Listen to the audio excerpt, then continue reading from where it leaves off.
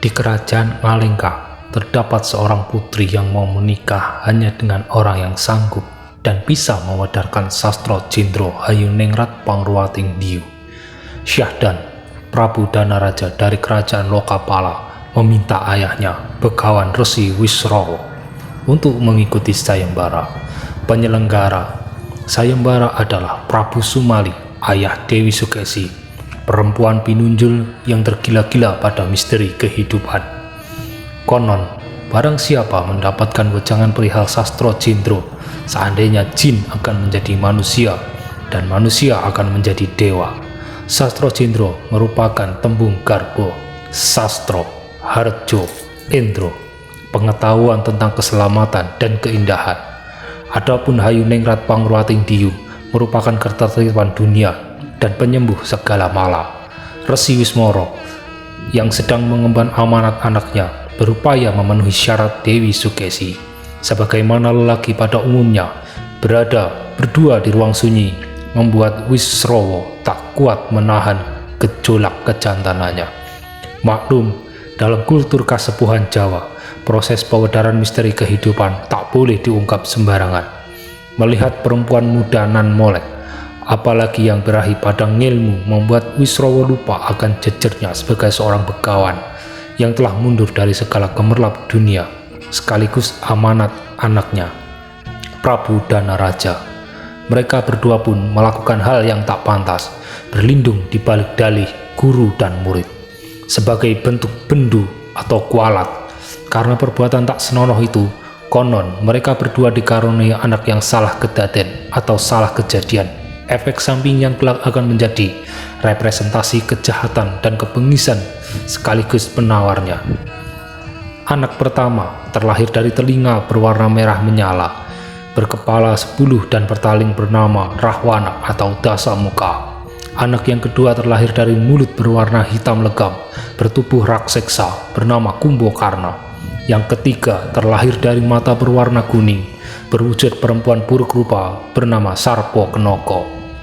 Adapun yang bungsu adalah satu-satunya anak yang terlahir sebagaimana mestinya, sesuai dengan harapan yang kelak akan menjadi penolong di hari akhir dan jangkep atau lengkap sebagai manusia bernama Gunawan Wibisono.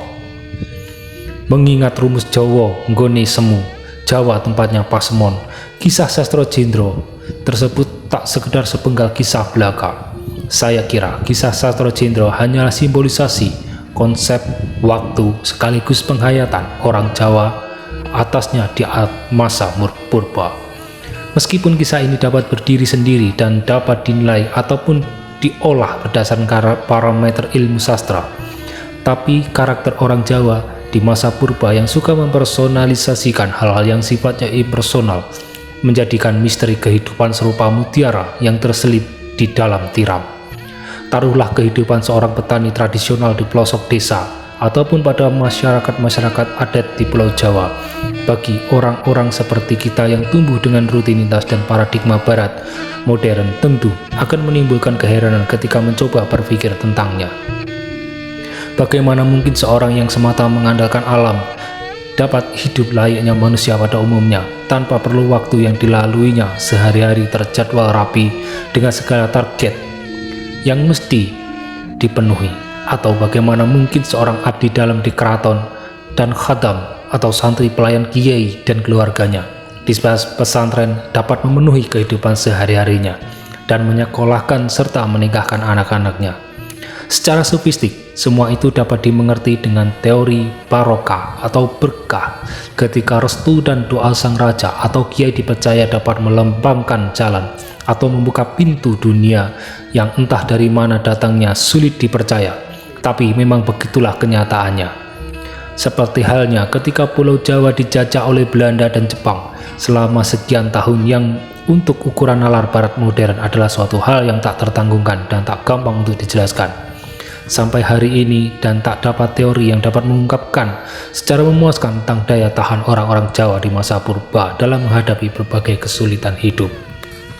Saya kira rahasia tentang itu semua terletak pada konsep waktu sekaligus bentuk penghayatan orang-orang Jawa atasnya.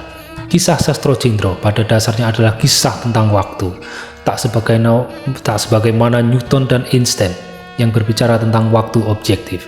Meskipun pada kasus Einstein, konsep waktunya bersifat melar dan menciut, tapi tetap saja hal itu diturunkan dari konsep waktu objektif. Kisah Sastro Jendro berkaitan dengan waktu subjektif. Itulah salah satu penjelasan kenapa para peneliti barat sampai hari ini tak ada yang dapat menjelaskan rahasia daya tahan orang-orang Jawa, karena mendapatkan tilikannya pada waktu objektif. Sementara orang-orang Jawa di masa purba melalui penjajahan yang sekian lama dengan ukuran waktu subjektif 3,5 tahun selasa seusia tanaman jagung pada kasus Ronggo Warsito. Keempat anak Wisrawa dan Sukesi dalam kisah Sastro Jendro merupakan lambang dari pintu waktu objektif: telinga, mulut, mata, dan hidung. Telinga berkaitan dengan daya kehidupan yang identik dengan marah. Tanpa daya ini, tak mungkin manusia membentur batas, seperti api yang melalap dinding kayu. Telinga bersambung dengan organ dalam, empedu, di mana ketika marah dan membuang energi yang terlampau banyak, ulu hati akan terasa sesak. Mulut berkaitan dengan daya rakus atau tamak yang bermuara pada perut. Tanpa daya ini, tak mungkin tubuh manusia bergerak, dan ketika telah melampaui batas akan berujung malas, seolah gelap ketika mata terlelap. Mata berkaitan dengan dorongan birahi, daya untuk berkembang biak yang berkaitan dengan cinta dan asmara, di mana organ mata ini bersambung dengan alat kelamin. Seandainya telah melampaui batas, maka seolah akan silau akan kemilau emas. Adapun yang terakhir adalah hidung, yang merupakan daya kebaikan dan ketentraman yang berhubungan dengan ketiga pintu waktu itu. Sesuai dengan waktunya, hidung hanya menyukai hal-hal yang wangi dan menenteramkan. Tak ada orang yang tak menutup hidung ketika menghirup tinja atau bangkai. Secara neurologi, hanya hidung yang bersambung pada kelenjar pineal yang menghasilkan hormon melatonin.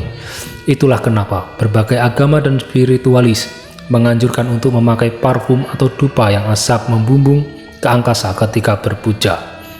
Dari ketiga anak Wisrawa dan Sukesi, hanya Gunawan Wibisono yang menjadi pintu pembuka sekaligus penutup waktu. Sementara Rahwana, Kumbakarna, dan Sarpo Kenoko sekedar membuka dan membiarkannya agar kita terjerembab di dalamnya, menjadi manusia yang lengkap dengan segala suka dan dukanya, mulia dan hinanya, kalah dan menangnya, asa dan sesalnya, seperti yang dialami oleh Wisrawa Sukesi sendiri ketika sunyi telah melenakan mereka berdua. Pemahaman waktu berdasarkan kisah Sastro Jendro tersebut dikenal sebagai konsep kala cakra atau roda kehidupan. Dalam pengertian kala cakra, kehidupan dengan sendirinya berarti waktu. Ketika terjerembab pada waktu, terjerat oleh dinamikanya, maka manusia akan mengalami pasang surut nasib. Ada kalanya mereka di atas, ada kalanya mereka di bawah. Dengan demikian, berdasarkan konsep waktu, orang-orang Jawa di masa purba, nasib pada dasarnya hanya dikenal di dunia fana yang ditandai oleh berbagai kondisi. Kondisi yang merupakan efek dari kemarahan, ketamakan, keterpikatan, dan juga kebaikan yang dapat mengurangi atau bahkan menutup ketiganya ini. Sebagaimana Gunawan Wibisono yang di penghabisan kisahnya dapat menolong atau menyempurnakan Kumbakarna.